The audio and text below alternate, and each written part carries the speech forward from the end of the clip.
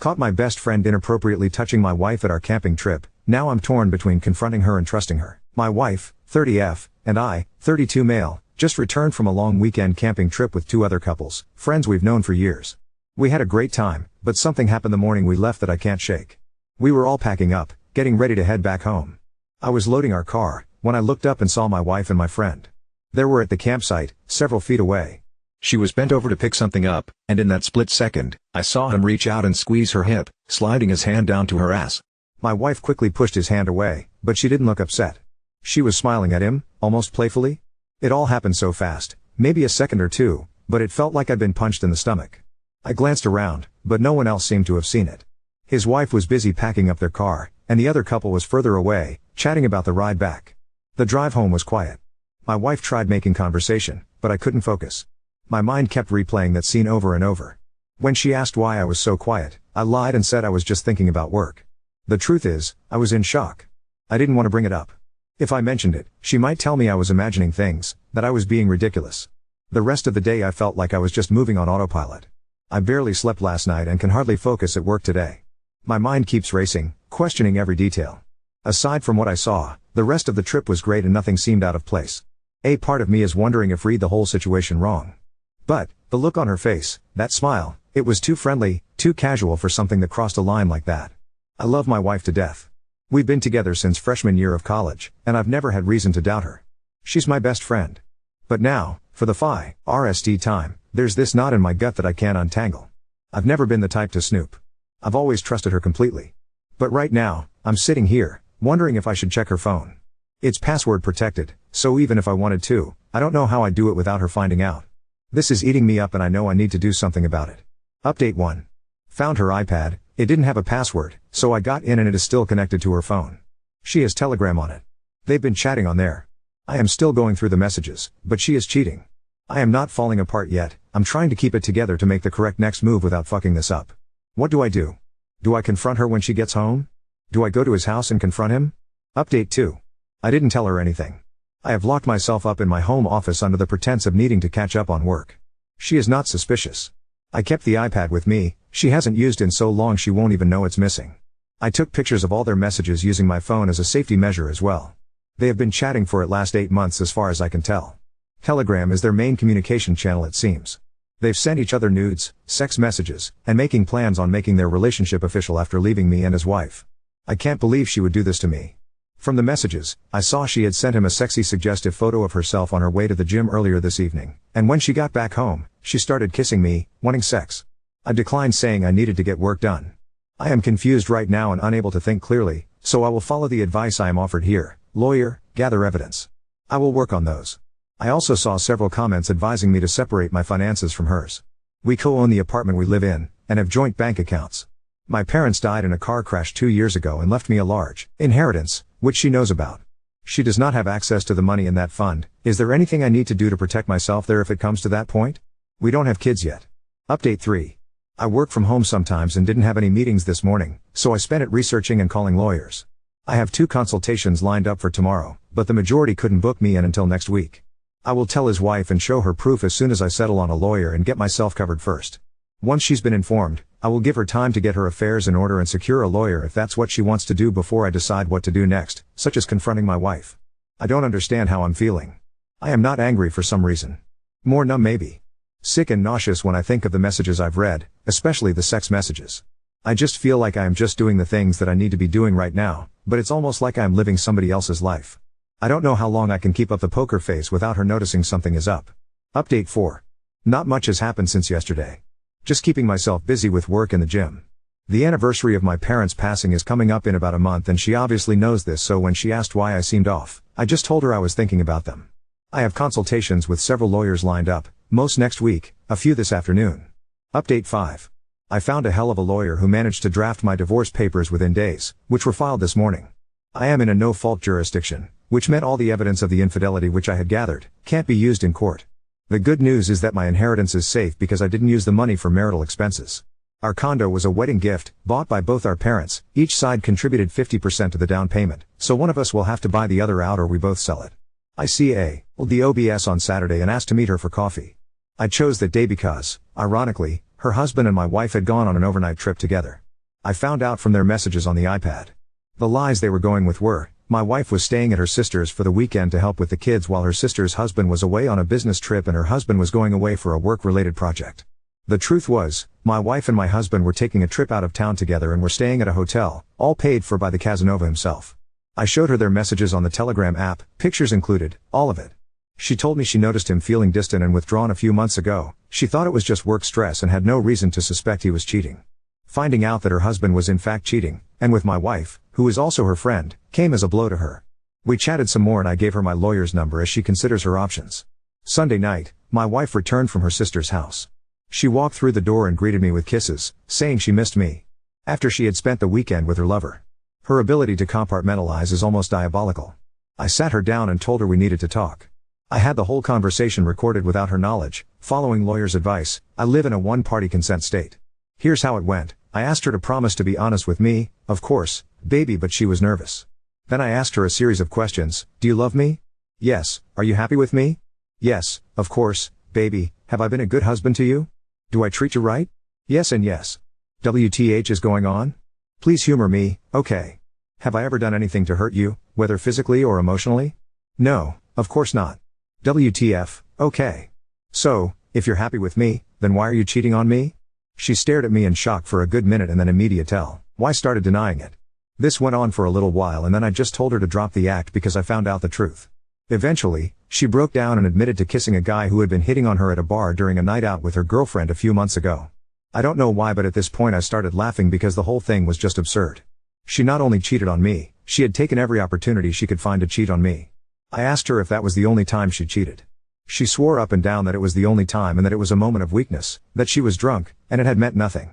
I said nothing. I gave her my lawyer's business card and said I filed for divorce. I hadn't yet. I wanted to talk to her just once first to see if there was anything left of our marriage to salvage, and that if she wanted to reach me she should call my lawyer. She cried, begged, apologized, and then when I started packing a suitcase, she shifted to gaslighting me, saying I was throwing away everything we had over a mistake. And the worst part of what she said was I had no one else in the world. Why would I leave the only family I had left? This stung because I told her she was my only remaining family after my parents died and there was no one else I could depend on. Only for her to throw those very words back in my face. I left that night to a hotel where I am staying until I find a new apartment. Yesterday, I officially filed for divorce. Edit. My responses to some of the comments. I didn't tell her that I knew about the affair after she said she kissed some random guy at the bar. She ended up finding out from her. The OBS confronted him and called her up as well and gave her shit. The OBS was really upset when I told her and couldn't keep it in. I don't blame her. He really did her dirty. Her mom is sick and she has been going out of town a lot to be with her, and instead of supporting her, he had been using that time to get with my wife. I didn't because I was blindsided by her telling me she kissed a random guy at a bar. It may sound insignificant compared to the double life she has been leading with my friend, but in that moment I think I started realizing how badly she wanted to cheat on me, and it came as a shock. I was too angry to say anything to her without blowing up in her face. So, I just left. It's hard to explain why. It just made more sense to leave than to try and find out why she'd been sleeping with my friend after I heard that from her. When I left the house she kept calling me that night and leaving me messages. When the OBS called her the next day and also confronted her husband, she stopped trying to reach me. It's been crickets from her since. And him too. I put 2 and 2 together because around the time OBS messaged to tell me she confronted him and called her, I stopped getting calls from my wife. Update 6. My wife was served the divorce papers last week. I am still at the hotel and close to finding a new apartment. Last week when I left I forgot to take iPad with me. I picked it up when I went back a couple days later to grab clothes and other stuff. Apparently, my wife had a fallout with her friend who was with her at the bar, accusing her of being the one who told me about her kiss that hot guy. Her friend is no longer speaking with her, it seems. After everything went down, his wife threw him out, and he's been staying at his sister's place. She and I have been talking. She found a lawyer and is filing for divorce. She has informed our few common friends about what's been going on and they've all cut off contact with them. Also, the asshole came by my place and spent the night with my wife twice last week. She has also been messaging her sister, who, it turns out, knew about the affair. My wife found a lawyer apparently and was complaining to her sister that her lawyer explained the asset division and confirmed she has no claim on my inheritance and that she thought that was unfair. Now, here's the gut punch. All those conversations about finding an apartment together and becoming official have significantly cooled since my wife's visit to her lawyer, which I found odd. A few days ago I got a message from her asking if we could put a pause on the divorce proceedings. She said she loves me, thinks we're being crazy about this, and that everyone deserves a second chance. She even hit me with "I can't live without you" BS. If I didn't have the iPad, I might have thought she was genuinely remorseful. But knowing what she's been up to all week, I knew this only came after she realized she won't be entitled to a cent of my inheritance. Honestly, that fucking hurt. I am following my lawyer's advice, who told me not to respond. The more I think about it, the more disgusted I am by her, my friend and her sister.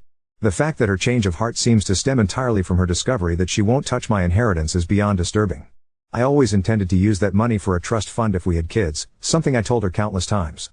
I didn't touch it because it reminded me of the trauma of losing my parents. The level of disrespect she has shown not only me, but also now my parents, who loved her and treated her like a daughter. I'm just glad they're not here to see this. I met up with his wife over the weekend. She's my friend too, and she's been going through a rough time, especially with her mom's health issues on top of this whole mess. I told her about the messages. Long story short, she had been reconsidering the divorce after her husband tried to reconcile with her. But once I showed her the messages about my inheritance and pointed out how their messages have cooled, she saw things differently. She also shared something that struck me. Apparently, a few months after my parents passed, her husband had made a comment about how I was a lucky son of a bitch for inheriting their money. She confronted him then, shocked he would call me lucky after losing them, and he backtracked, claiming he didn't mean it that way. At the time, she brushed it off, but now she is second-guessing his motives. It seems far-fetched, but it's starting to sound like she thought she would get her some after divorcing me and start a new life with him. Either way, their behavior is despicable. I have been trying to look after myself. I started therapy, I've been going to the gym almost obsessively, and trying to stay away from alcohol. I am trying so hard to put on a strong exterior. Some of my friends have said it's a little scary how cold I've been, but it's the only way I can go about my day-to-day without losing my mind. The nights are very rough, I struggle with sleep, I sometimes drink to help me through it, I'm not proud, and sometimes, I cry myself to sleep.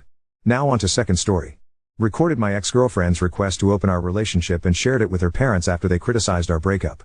I, 26 male, broke up with my girlfriend of 4 years Mary, F27, about a month ago, because she asked me to open our relationship. It is /was/ and always will be a major line in the sand for me, something that I have opened up to her about in the past. We've had a great relationship and the only thing that stands out, and the only reason it stands out now is because of this situation, is she progressively started making a lot more sexual jokes about some of our shared friends over the last few months.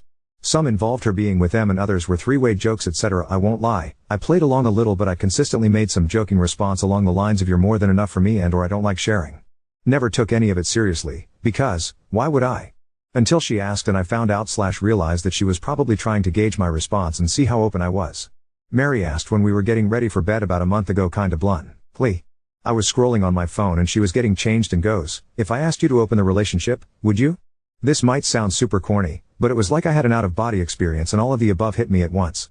All the jokes and comments so far made sense in a she's trying to butter me up to the idea kind of way and went really numb for a second. To her credit, she must have seen how freaked out I was and asked if I was okay. I pretended I didn't hear her and asked her to repeat herself and she was really hesitant too, kept saying she didn't say anything, and only repeated it when I insisted. Then, I went to voice notes, set it to record and put my phone down to talk to her. I don't remember much of it, just that I tried to stay calm and keep her talking, but the note is just over an hour and a half long and it feels like I'm listening into a conversation that happened between two strangers. She trickled truth all the way through it and ultimately stuck to the idea that she hadn't been cheating. She didn't have any one person in mind but had been fantasizing about mutual friends and people at work and seemed to get the idea that they'd be open to something if she asked. A lot of it is her being defensive and me trying to needle information out of her without it escalating into an argument. A lot of me placating her and trying to make her feel comfortable enough to keep talking. The apartment is mine and I suggested we take a break a few nights later, so she went to stay with a friend for the weekend. By the next Monday I'd spoken to some of my friends and my sisters, secretly, and come to the conclusion that we were done and suggested she started looking for somewhere else to stay. She was upset but didn't really argue and had the vast majority of her stuff out, and at her parents' house, by the end of the week. So, coming to 2 days ago, her mom reached out over WhatsApp to say she was disappointed in how I'd handled everything. Gee, the message wasn't really framed in a way that she was reprimanding me, more that she wished we could have worked it out. She then added me to a group chat with her husband, ex's stepdad, and they both kinda tag-teamed me saying that we could work it out, I was making a mistake and that I shouldn't overthink things. I eventually got it out of them that my ex had fed them a very vague story that we had broken up because she'd wanted to take the next step in our relationship and that I'd freaked out, we'd argued and she'd been effectively kicked out. Her stepdad was leaning on the fact that he thought I was more mature than this, and her mom just kept repeating how disappointing this whole situation was. So, I was pissed. In the heat of the moment, I told them I had the recording of our conversation that I could send that would explain what she actually meant about taking the next step. I initially tried to email it to them, but it was being a ball ache so I eventually shared it via Drive. In the meantime, I took a few screenshots of my ex and I's messages, ones where she had made jokes and comments about sex with our friends and a lady from her office, and sent them along to that shared chat group. I haven't heard back since. Again, it's been 2 days, and I don't feel as vindicated anymore. A good few of my ex's comments were about other women, and I'm freaking out because I don't know how, if at all, open she's been about her sexuality with them. I also think I shouldn't have engaged at all, and I shouldn't have felt the need to prove my innocence to either of them. Ida? I've checked in with friends, and over social media, and it doesn't look like there's been any fallout. Also, my ex blocked me a week ago, before I spoke to her parents, so I can't really contact her without going in person. And, at this point, is it too late to even give her a heads up or check in? To address a few points I have seen in multiple comment. We don't live in the US and we have no laws on recording private conversations on the books. I am not proud of doing it, but it wasn't illegal. Mary and I had several mature, calm conversations about what we both wanted out of this relationship. Mary wasn't sure if she wanted to stay and kind of admitted to self-sabotaging by asking about opening the relationship. Mary and I have been friends since we were 11. Her mom was my coach when I swam competitively, and our friend group and families are very close and intermingled, so she was wary about what would happen if we went on a break or fully broke up. I was not trying to punish her for being open to polyamory. Mary and I are both bi, and when I was in my last year of high school I was involved in an inappropriate relationship with a teaching assistant. He was arrested and registered as a sex offender, but during the time we were involved, he convinced me to be with other people as well. He effectively pimped me out for a year and physically assaulted me when I eventually said no and tried to cut him off. Mary knew all of the above, as she helped me through it at the time, and I was very clear that I can't do something like that again. I know that what I went through wasn't an actual open relationship, but it was very much framed as one, and that has stuck with me. I would never put down other people for doing it, but I made this all very clear to Mary and the other serious relationship I was in before her. I've carried a lot of issues from then into future relationships, and I am in therapy and have worked with Mary to not punish her for what other people have done to me, but for as great and supportive Mary was, she did have an issue with trying to gaslight me. She would say one thing and then, typically during an argument, would vehemently argue otherwise and genuinely make me question myself. It took her coming to therapy with me, and me sometimes showing her texts, for her to realize this was a problem, and we had been working on it, together. Me recording her was still not right, but it wasn't an attempt to gather something incriminating, it was just a response. It was a poor response that I shouldn't have done, but it wasn't malicious, nor did I intend to send it to anyone at the time. Also, since making this post and reading your replies, I have gone back to her parents to apologize. I did initially try and tell them that she wasn't being honest and that I wanted to keep things private, but they kept going on about me being immature and that this was disappointing. I'll be honest, I got a bit angry again rereading some of their messages, but it really didn't warrant me outing Mary the way I did. Update 1. I'm not sorry for recording her. I understand that people don't like the idea of being recorded by an intimate partner, especially when having an intimate conversation, and you, naturally, support Mary on that front out of solidarity, but all I can say is, you do not know what Mary is like or what our relationship was like either. A little before she came to therapy with me, and the incident that pushed me to try and get her to come with me, Mary texted me to pick her up a Smarties McFlurry on the way home from work. When I brought it home and gave it to her, she told me she asked for a Dairy Milk one they don't even do here anymore, and rolled her eyes at me not listening to her again. Trying to show her what she had sent led to a 15-minute shouting match which resulted in her throwing her ice cream at the wall and shattering my phone screen. That's one incident of many. She once told me I was flirting for holding the door open for a group because there were girls you were clearly trying to impress with them, and went on such a long tirade about my male chivalry was just a selfish way to gain attention from women beyond her. I am not apologizing anymore for recording her. I wouldn't have had such a visceral need to defend myself if I wasn't with someone who kept hurting me. I made that recording because I knew she would lie, and she did. But I thought she would lie to me, not to other people, and I wanted it strictly so I had her words, there on my phone, should she start claiming she said anything else. At the end of the day though, we didn't end up having any of that and we parted maturely. I understand that a lot of you won't believe that was my intention, and I'll just have to live with that. Beyond all that, I am still sorry for sending it to her parents as a way to get back at her. Her parents have always been very pro-LGBTQ+, so although it wasn't right to out her, I was massively overthinking them harming her or kicking her out. At most, exposing her interest in polyamory would have embarrassed her, but nothing I shared would have put her in any danger. That being said, I saw red during that exchange and saw this as a way to finally show people I wasn't misremembering things. It was spiteful and vindictive, and I can see so many different ways I could have dealt with the situation more calmly, but I was angry and I didn't do any of them. And for that I am still sorry. Like I said in the edit to my previous post, I apologized to her parents. I apologized for getting angry, cussing them out, and for sharing private information about their daughter to them. I fully acknowledged that I was being spiteful and that it was a harsh escalation of a response. Ann and Paul, what I'll call them for this post, accepted it at face value, but asked if I could come over for lunch this afternoon so we could have an actual conversation. It was nice, but really awkward too. Mary wasn't there. I apologized again, and Paul and Ann said they were sorry for interfering and not giving me a chance to tell my side. We both agreed we'd acted inappropriately and that, going forward, we wouldn't involve ourselves in this topic. Left things on relatively better terms, but I'm not going to talk to them for a while. Above everything, they are Mary's parents, and they will always be in her corner, as parents should be, so keeping my distance is in everyone's best interests. As for Mary, she unblocked me late last night and let loose a tirade of angry messages. They mostly, of course, consisted of how creepy and disgusting I was for recording her. Again, I recorded her because I knew she'd lie and all she did was prove my point, to which, despite still cussing me out, she had no real response for. I got from her, Anne and Paul, that things are understandably awkward, after what I'd shared, but she's still staying with them, for the time being. They've not discussed it with her, beyond letting her know they'd heard the recording and now knew she'd lied, but there has been no indication of negative consequences. And that's it. I'm reeling from 4 years of a relationship being over, of my girlfriend and best friend using my own trauma as a way to make me break up with her and then pretending everything was okay just to lie about me behind my back. But what is hurting me more is how I only now understand, from reading replies to my post and talking to my friends, that I was with yet another abuser and I am nowhere near as strong, or as over what happened to me, as I thought.